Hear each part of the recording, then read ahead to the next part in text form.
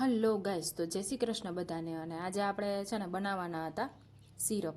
તો સરસ મજાના અહીંયા આપણે ઘરની ગુલાબડીમાંથી આપણે ગુલાબ તોડી લીધા છે, મસ્ત મજાના દેશી ગુલાબ.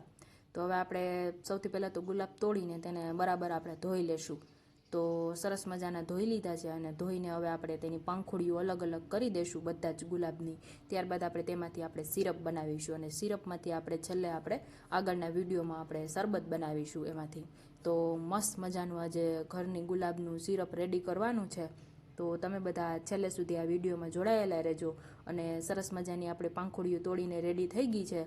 તો હવે આપણે ગેસ ઓન કરીને આપણે એક તપેલામાં મૂકી દઈશું આપણે 1 ગ્લાસ જેટલું પાણી.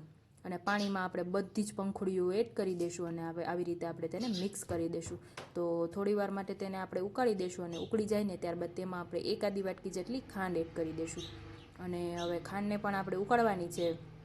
1 તાર જેટલી આપણે ચાસણી આવી જાય ને ત્યાં સુધી આપણે તેને પાકવા દેવાનું છે. તો તમે જોઈ શકો છો સરસ મજાનો અહીંયા નેચરલ કલર આવી ગયો છે રોઝ સિરપનો, મસ્ત મજાનો. એક પણ ફૂડ કલર એડ કર્યા વગર અહીંયા નેચરલ જ કલર આવી ગયો છે સિરપનો. તો સરસ મજાનું અહીંયા સિરપ રેડી થઈ ગયું છે. તો હવે આપણે ગેસને કરી દઈશું બંધ અને હવે થોડી વાર માટે તેને આપણે ઠંડુ થવા દઈશું. તમે જોઈ શકો છો સરસ મજાનું સિરપ આપણે રેડી થઈ ગયું છે ને. તો હવે ઠંડુ થયા બાદ આપણે તેને આવી રીતે ચાયણીમાં ગાળી લેશું અને ગાળીને હવે તેને આપણે એક કાચની બોટલમાં ભરી લેશું. અને હવે જ્યારે પણ આપણે હવે શરબત પીવું હોય ત્યારે આપણે આ સિરપ એડ કરીને મસ્ત મજાનું આપણે રોજ શરબત તૈયાર કરી દેવાનું છે. અને આ વિડીયોને જો તમને ગમ્યો હોય તો લાઇક, શેર અને સબસ્ક્રાઈબ કરતા રહેજો અને આવા નવા વિડીયો જોવા માટે મળતા રહેજો ફેમિલી કિચનમાં.